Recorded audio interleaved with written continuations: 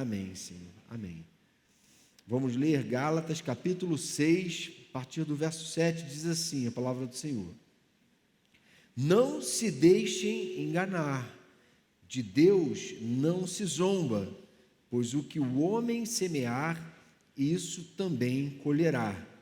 Quem semeia para a sua carne, da carne colherá destruição, mas quem semeia para o Espírito, do Espírito colherá a vida eterna. E não nos cansemos de fazer o bem, pois no tempo próprio colheremos, se não desanimarmos. Amém? Eu já estava há alguns meses querendo entrar numa academia, porque eu estava sentindo que a minha saúde estava de mal a pior.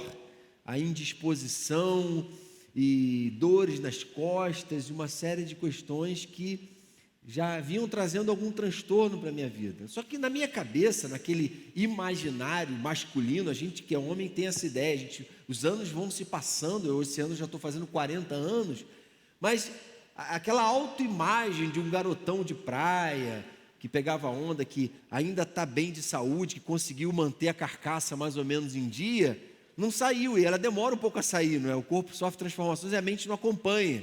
Então havia uma resistência a isso, porque afinal de contas eu não preciso tanto.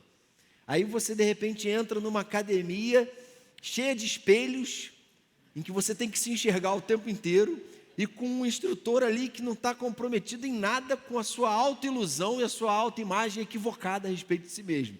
Ele vai falar o que você precisa ouvir, da forma como você precisa, qual é o caminho que você pode solucionar o seu problema de saúde, que aos olhos dele é gritante, você precisa resolver esse problema. E a gente é confrontado com o fato de que a gente tem colhido, nesse caso, nessa ilustração, dores, problemas de saúde que na verdade são resultado da falta de uma certa semeadura, não é? De um certo investimento que a gente deveria estar fazendo na nossa saúde, cuidado com a alimentação e assim por diante. Ou seja, consequências vêm mesmo que a gente esteja tapado, iludido e convicto dessa ilusão. É essa ilustração com a qual eu queria começar essa exposição aqui, porque o princípio que o apóstolo Paulo coloca é um princípio absoluto e universal criado por Deus, o princípio da semeadura e da colheita, não é? Da causa e consequência, ação e reação, ou seja, tudo que a gente faz, seja bom ou seja ruim, vai trazer consequências que nós não escolhemos, que são simplesmente, por natureza, resultado daquilo que nós temos semeado, daquilo que nós temos feito hoje. E essa ilustração que Paulo usa, dos dois campos, do campo da carne e do campo do espírito, nesse momento do capítulo 6, ele retoma uma discussão que ele já havia colocado no capítulo 5, quando ele usa o exemplo do militarismo, de dois combatentes que nós temos dentro de nós, dizendo assim, olha, a carne guerreia contra o espírito e o espírito contra a carne, porque são opostos entre si. Há um conflito entre o Espírito Santo de Deus vivendo em nós e uma natureza pecaminosa que nós temos, com a qual nós nascemos, que muitas vezes é uma força presente no nosso coração, nos puxando para trás, para baixo, nos fazendo muitas vezes preguiçosos em buscar excelência na vida espiritual e uma vida espiritual produtiva, frutífera. E a gente precisa parar e pensar a esse respeito. Agora ele coloca essa analogia dos dois campos, e é interessante que ele é até um pouco pesado em começar o texto dizendo assim, olha, não se enganem, de Deus não se zomba. Existe uma regra que ele estabeleceu, aquilo que o homem semear, isso também ele vai colher. Por que não se enganem?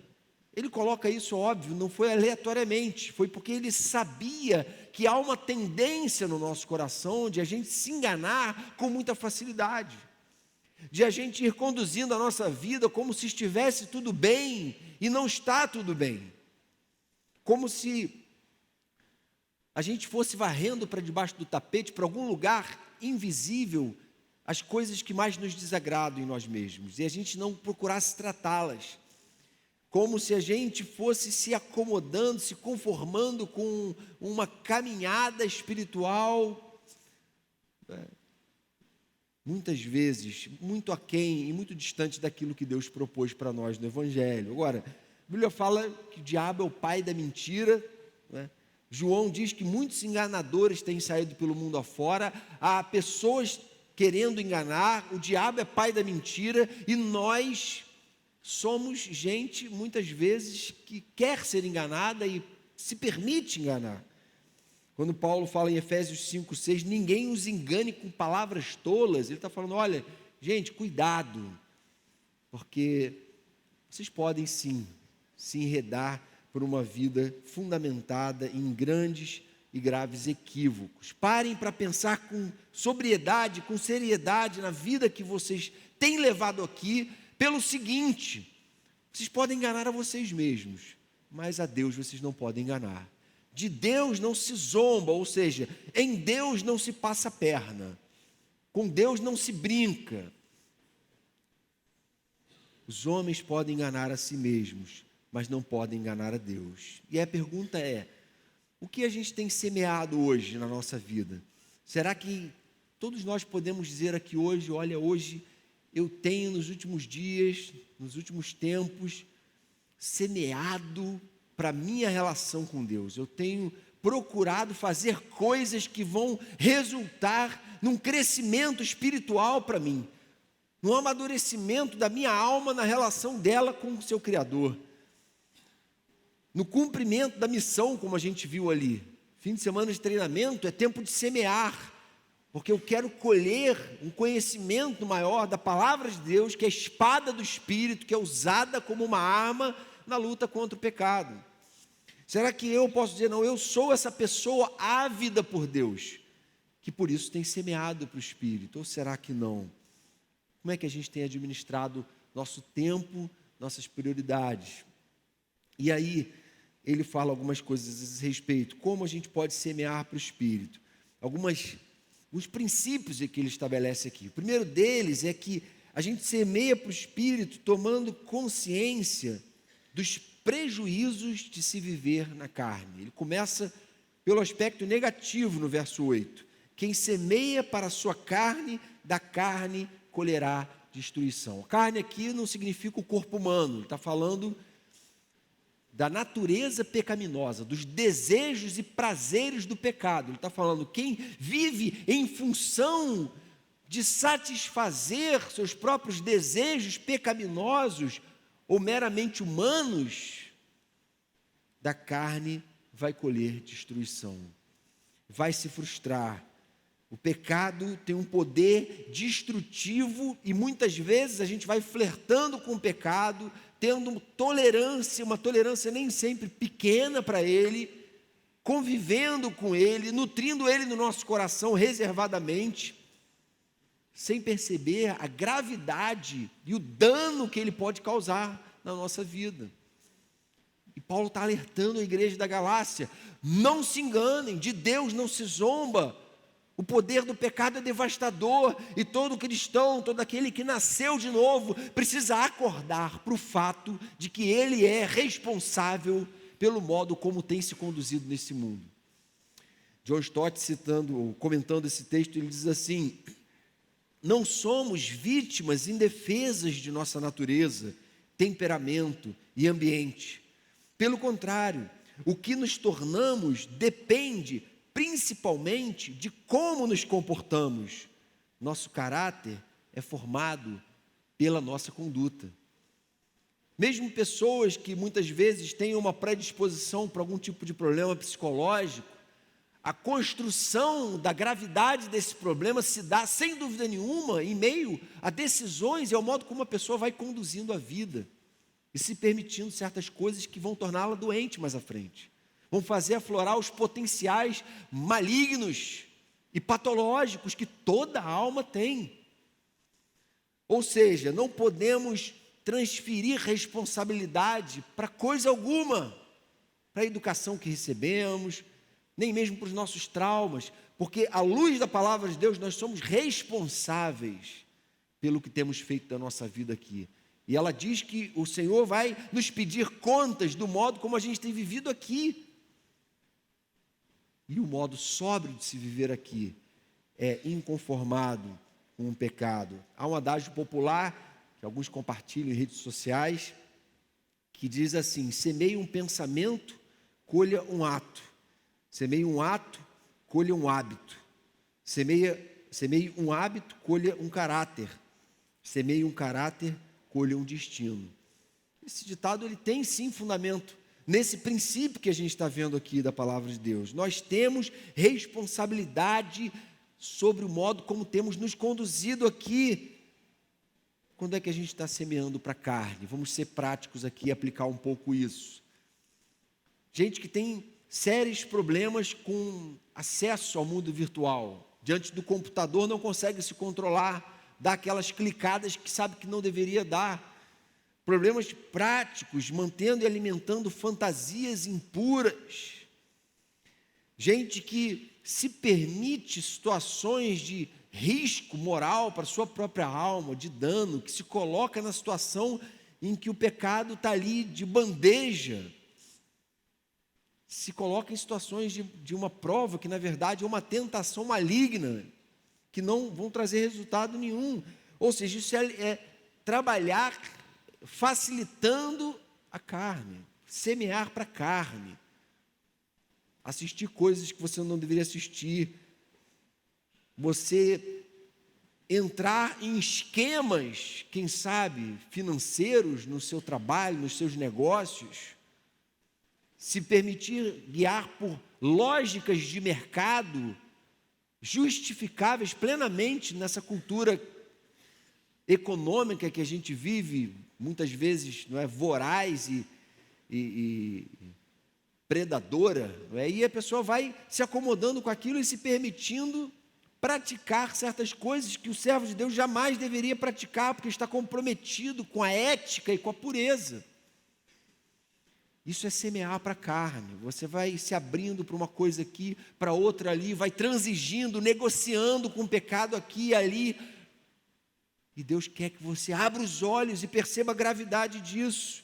Ou então, para ser um pouco mais sutil, não é? Quando você abriga no coração ressentimentos, mágoas, e nutre esses sentimentos ruins, ou então autopiedade, pecados sutis, orgulho, autocomiseração, não é? A pessoa sentir pena de si mesmo, se vitimizar. Por exemplo, também quando a gente resiste às autoridades constituídas por Deus na palavra, começando pelo pai e pela mãe, passando pela igreja e pelo governo civil também. São pecados que a gente pode nutrir no coração em atitudes rebeldes e permissivas, e afinal de contas, onde abundou o pecado, superabundou a graça. Afinal de contas, Deus não está tão preocupado com meus pecadinhos, que eu estou administrando aqui do meu jeito. Quando Deus está falando, não faça isso.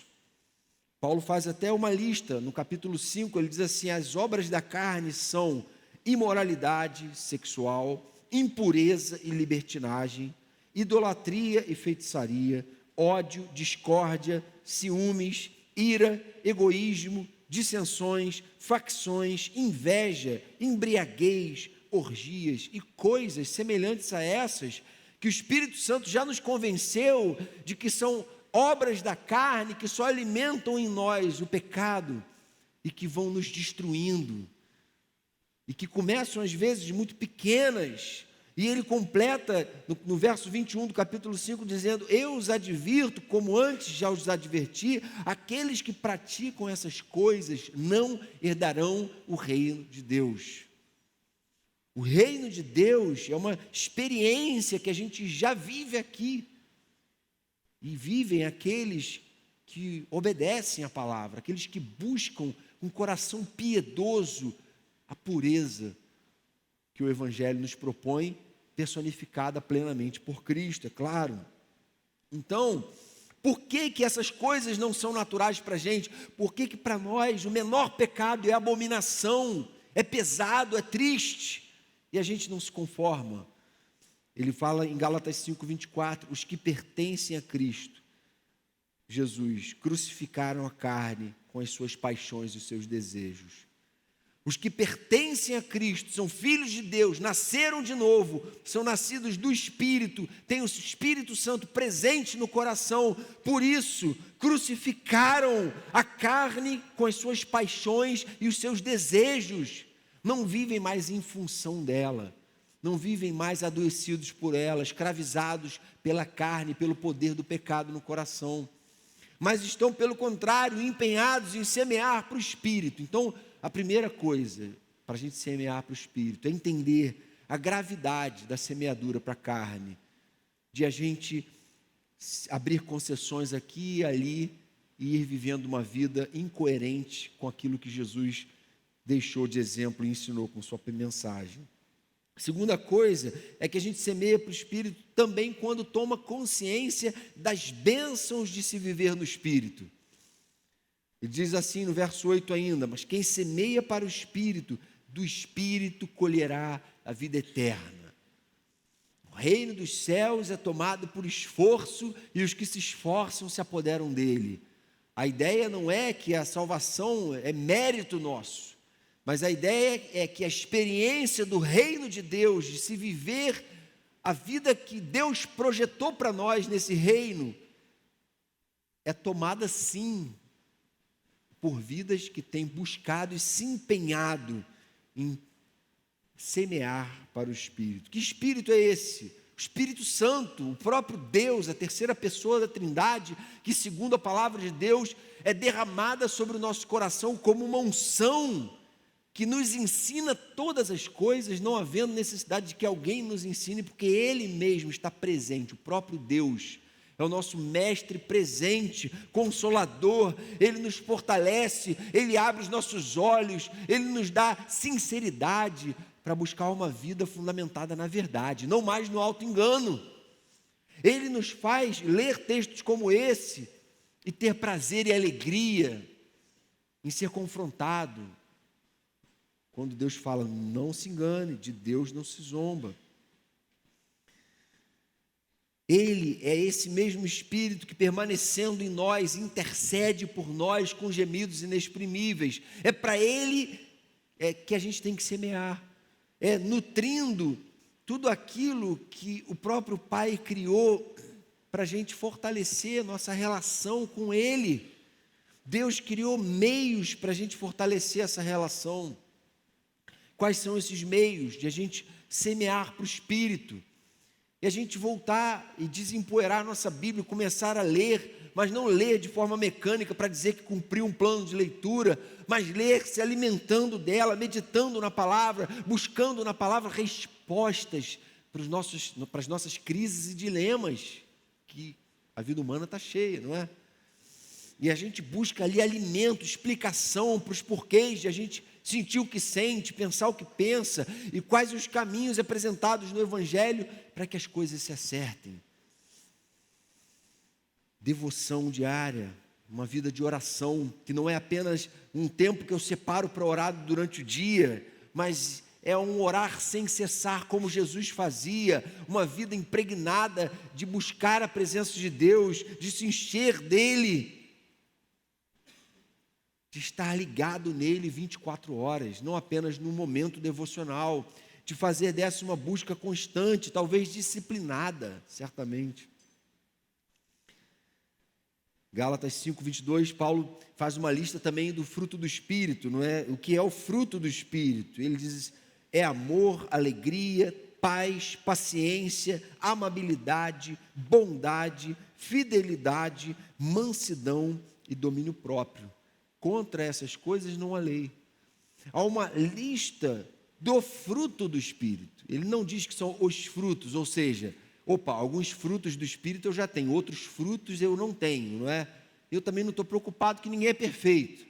Ele não fala isso, ele fala, gente, se alguém de fato nasceu de novo, tem o Espírito Santo ardendo no coração, essa pessoa não se conforma, por exemplo, em ter alegria, amor e paz, e ao mesmo tempo não ter domínio próprio. Se esse amor, alegria e paz são verdadeiramente gerados pelo Espírito, esse mesmo Espírito vai gerar domínio próprio. Muita gente separa, né? Algumas coisas eu consigo, outras não.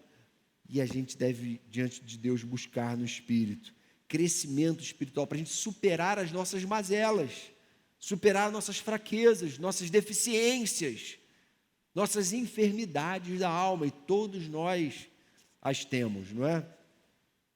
Uma das coisas mais libertadoras que o Evangelho nos mostra, porque na sociedade as pessoas fazem assim, existem pessoas doentes e pessoas normais, e existem pessoas que conseguem discernir quem é doente e quem é normal, não é? Normalmente assim, eu sou normal e tem outras pessoas doentes aí que eu consigo julgar quem são. Mas o Evangelho tira essa ideia da nossa cabeça. Jesus fala, eu não vim para os sãos, eu vim para os doentes. Por quê? Porque não existem sãos, só existem doentes.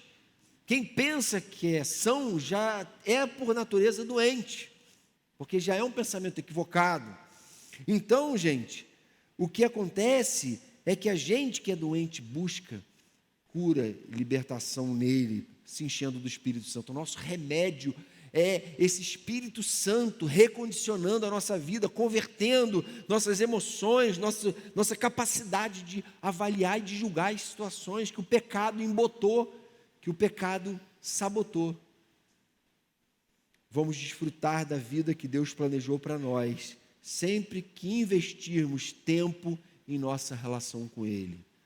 Não adianta você esperar que as coisas vão dar certo, que tudo vai ficar bem, que seus filhos vão crescer no Evangelho, que você vai conseguir se libertar de certas coisas, se você não tem buscado a Deus de todo o seu coração. O convite da palavra de Deus é para que a gente busque a Ele de todo o nosso coração, que a gente encha a nossa mente das coisas de Deus.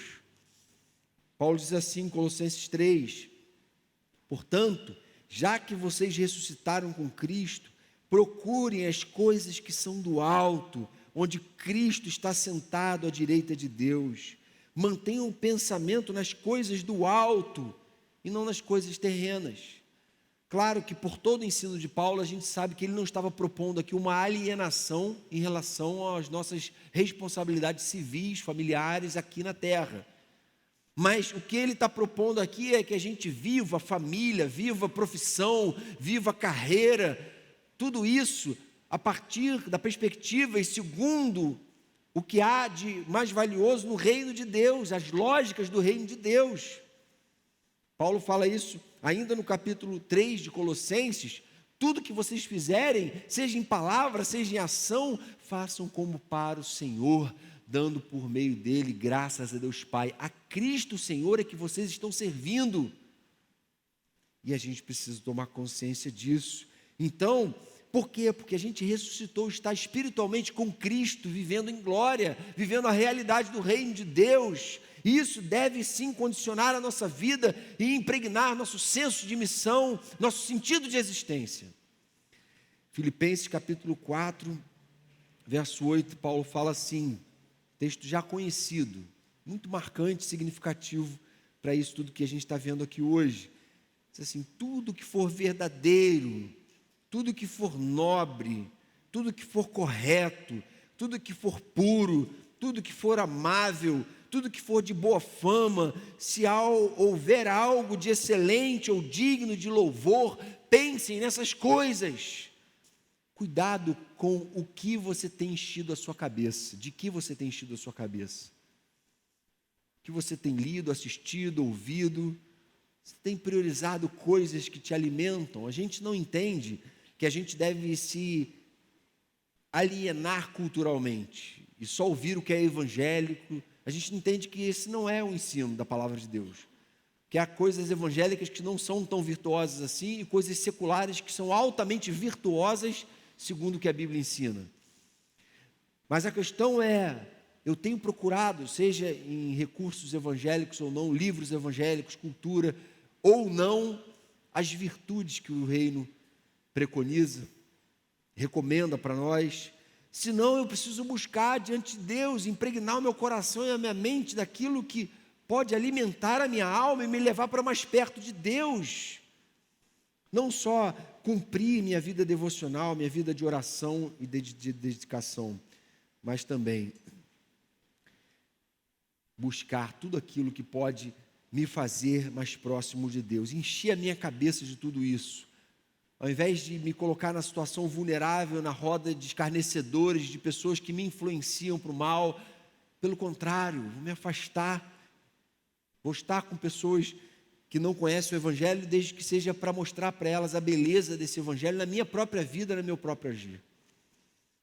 Terceira e última forma de semearmos para o Espírito, perseverando incansavelmente nessa busca. Ou seja, ele conclui falando que essa não é uma busca que a gente começa e depois de um certo momento a gente não precisa mais buscar. Ele diz assim: não nos cansemos de fazer o bem, de buscar essas coisas que são semeadura do Espírito, pois no tempo próprio colheremos se não desanimarmos. O desânimo é próprio da vida humana, próprio da nossa condição de pecadores. A gente é desanimado por natureza, a gente vai em algum momento fraquejar e se distanciar. Quantas vezes você já viu isso? A pessoa se converte, fica apaixonada pelo Evangelho, quer ler a palavra, quer buscar a Deus, quer estar junto com a igreja.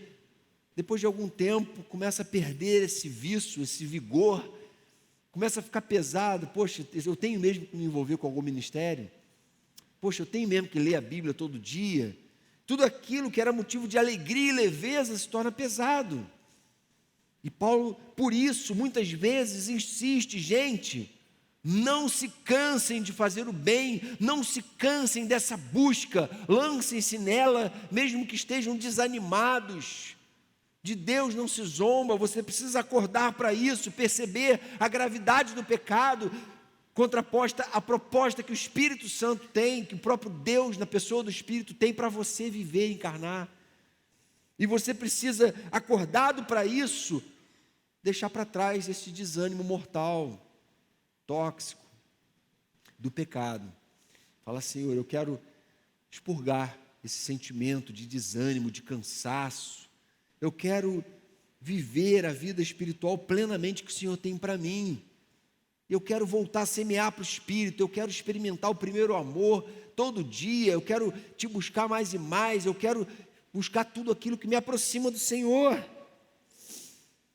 Segundo aos Coríntios 4,16, Paulo fala assim, à igreja de Corinto: por isso não desanimamos. Embora exteriormente estejamos a desgastar-nos, interiormente estamos sendo renovados dia após dia, pois os nossos sofrimentos leves e momentâneos estão produzindo para nós uma glória eterna que pesa mais do que todos eles. Assim, fixamos os olhos não naquilo que se vê, mas no que não se vê, pois o que se vê é transitório, mas o que não se vê é eterno. Amém? Se a nossa esperança em Cristo se resume às coisas desse mundo, somos os mais infelizes dos homens. Se há uma razão para essa nossa busca ser uma busca incansável, a razão é: temos segurança, não apenas de êxito aqui, nesta existência passageira, mas há um gozo eterno, há um prazer eterno, não transitório. E a gente precisa se desvincular um pouco de toda essa semeadura, muitas vezes alucinada, que a gente vive para tantas coisas que a gente tem tempo. Fala: Senhor, eu quero priorizar o Senhor na minha vida, no meu coração, na minha casa. Eu quero buscar aquilo que me aproxima do Senhor, aquilo que vai me trazer vida espiritual, vai trazer para mim conversão e transformação de caráter, de atitude, de visão, e vai me fazer mais puro, segundo o exemplo que o próprio Senhor deixou. Então, para a gente concluir, algumas breves aplicações aqui. Primeira aplicação final: cuidado com a tendência natural de se viver fora da luta contra o pecado. Essa é uma tendência natural, basta você descansar, você já está sucumbindo ao pecado. Há uma tendência a você baixar a guarda: estou cansado dessa busca e dessa luta, e você vai ficando fora da luta, e há uma tendência natural a isso, porque a carne milita contra o espírito constante e incessantemente. Por isso a necessidade do alerta gritante de Paulo. Não se enganem, de Deus não se zomba, acordem. Esse tema é trazido dessa forma gritante para nós também essa noite. Segunda aplicação, empenhe-se em buscar uma vida cheia do Espírito pelos meios criados por Deus para isso. Deus criou meios para você viver uma relação plena com Ele, não para você viver uma relação com Ele em que você vive com vergonha dEle, porque você vive fracassando na sua relação com Ele, porque você não sabe o que é isso do fruto do Espírito na tua vida, porque você faz uma análise da semana que acabou e fala, gente, que semana cheia da carne, vivi na carne a semana inteira, até com vergonha de orar e de buscar Deus, gritando com todo mundo, brigando com todo mundo, mal-humorado no trabalho. Faça um balanço e empenhe-se em buscar uma vida cheia do Espírito, porque Ele pode sim transformar a sua realidade prática na semana que está começando, e ela ser totalmente diferente da semana que acabou, ao invés de ser uma semana na carne, ser uma semana no Espírito, em novidade de vida. Terceira e última aplicação, esse caminho é estreito, mas extremamente recompensador. Amém? Essa busca nunca vai ser uma busca que depois de um tempo a gente vai olhar para trás e falar, poxa, gastei tanto tempo orando e lendo a Bíblia, desperdicei tanto tempo fazendo isso, gastei tanto tempo buscando estar junto, em comunhão, vivendo com gente que fortalecia a fé em mim, poxa, me arrependo tanto, podia estar saindo com outras pessoas, não é? Convivendo com outras pessoas. Você nunca vai fazer isso, porque esse é o único caminho que te coloca rumo à eternidade. É isso que Paulo está falando. Por isso, busque semear para o Espírito, porque toda semeadura que você fizer por aqui vai ficar por aqui. Mas a semeadura para o Espírito vai te fazer colher frutos, não só no presente, mas na eternidade com Deus em glória. Quando você encontrar ali as vidas que você foi usado para resgatar das trevas, e você vai se alegrar, porque você usou bem a sua existência passageira aqui nesse mundo. Amém? Senhor, queremos te louvar e te bendizer pela tua palavra, te pedir, Senhor, que o teu Espírito Santo se derrame sobre nós de uma forma renovada, que o Senhor nos faça viver uma vida espiritual frutífera, que transforma a nossa ética, que transforma, Senhor, os nossos valores morais, nossa forma de conduzir nossos pensamentos, nossos olhares, Senhor, porque não queremos nos permitir certas impurezas que vão no final nos destruir. Queremos semear para o Espírito, para colher vida eterna, para colher bênçãos eternas, e te pedimos, renova a tua igreja, revigora o teu povo, nos dá, Senhor, um pleno senso de missão do que estamos fazendo aqui, e de como o Senhor quer nos preparar para passarmos essa breve vida que ainda nos resta aqui nesse mundo. Em teu nome, para a tua honra, louvor e glória, Jesus. Amém, Pai.